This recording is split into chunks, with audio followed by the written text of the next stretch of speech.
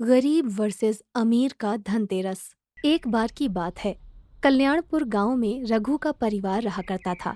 उस परिवार में उसकी पत्नी कांता और बेटा सूरज भी था। परिवार की हालत कुछ ठीक नहीं थी। ऊपर से कांता बहुत बीमार रहा करती थी। कुछ दिनों बाद कांता का देहांत हो गया और रघु और सूरज अकेले पड़ गए। अब तू और मैं ही एक दूसरे का सहारा है बेटा। तेरी माँ हमको छोड़कर चली गई। पापा, मैं खूब पढ़ूंगा और आपको कभी शिकायत का मौका नहीं दूंगा। समय बीतता चला गया। सूरज गांव के ही स्कूल में पढ़ता था, जहाँ का सूरज ही सबसे मेधावी छात्र था।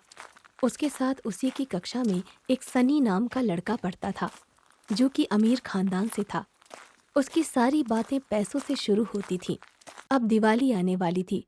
उस पर सनी बोलता है, इस बार तो दिवाली में मेरे घर वाले मेरे लिए बहुत सारे पटाखे लेके आएंगे और हमारा घर पूरे गांव में सबसे सुंदर भी लगेगा। तू इस दिवाली में क्या करने वाला है? तेरे पास तो पटाखे के लिए पैसे भी नहीं है। मैं पटाखे नहीं फोड़ता, उससे बहुत पॉल्यूशन होता है। और सन्नी, तुझे भी पटाखे नहीं फोड़ने चाहिए।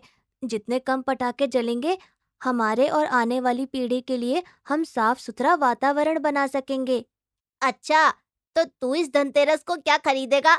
मेरे घर में तो सोने और चांदी के बर्तन और मेरे लिए नया वीडियो गेम भी आएगा। त्योहार का मतलब घर में नया सामान लाने को नहीं बोलते। त्योहार का मतलब है अपने परिवार के साथ समय बिताना और खूब सारी खुशियां मनाना और बांटना। तू तो ऐसे ही बोलेगा क्योंकि तू गरीब है ना, खाने के पैसे हैं नहीं, त्योहार क्या मनाएगा? और तेरे परिवार में लोग ही कितने हैं? तू और तेरे पापा। माँ का तो तुम लोग इलाज ही नहीं करा पाए और यहाँ ज्ञान बांट रहा है। जा यहाँ से, भिखारी कहीं का। सूरज को इस बात का बहुत बुरा लगता है और वो वहां से चला जाता है। शाम को जब सूरज के पिता घर आते हैं, तो वो अपने पिता से पूछता है, पापा, ऐसा क्यों है? किसी को भगवान सारी खुशियाँ दे देता है, किसी को दुख ही दुख देता है। नहीं बेटा, भगवान परीक्षा लेते हैं। हम किस किस परिस्थितियों में मुस्कुरा सकते हैं। लेकिन हम ही क्यों? बाकी गांव में इतने अमीर हैं और हम इतने गरीब क्यों? बेटा, गरीब और अमीर इंसान पैसों से नहीं होता, सोच से होता है। जिसकी सोच दूसरों को नीचा दिखाने की होती है, वही असली गरीब होता है।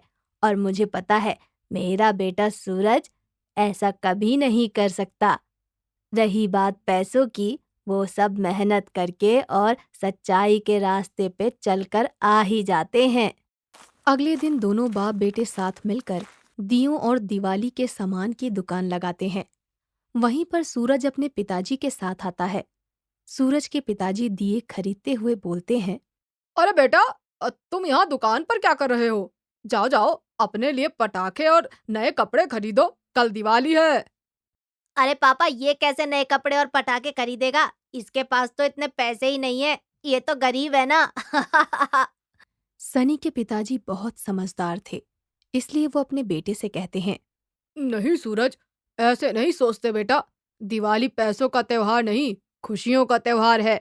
हमें मिलजुल कर एक दूसरे के साथ त्योहार मनाना चाहिए, ना कि अमीर गरीब देखकर।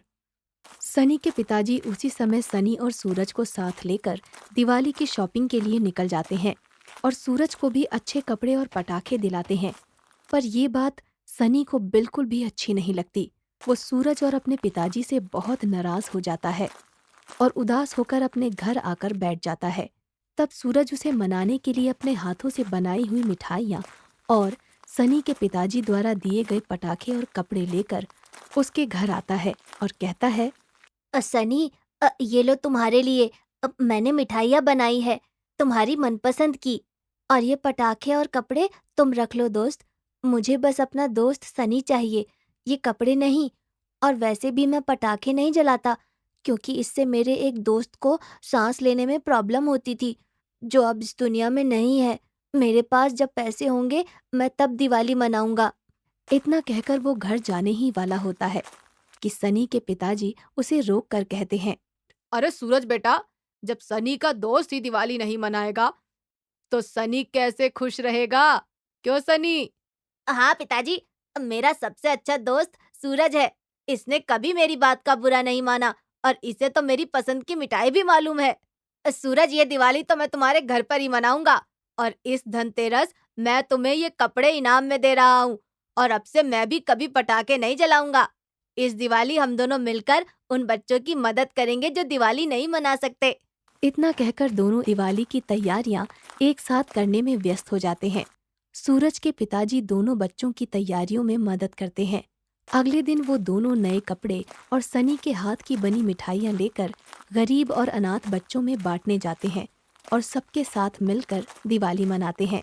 कोई भी त्योहार अच्छाई की बुराई पर जीत की खुशी में मनाया जाता है, न कि एक दूसरे को नीचा दिखाने के लिए। इसलिए हमें हर त्योहार पैसों से नहीं बल्कि खुशियाँ बांटकर और मिलजुल कर मनाना चाहिए।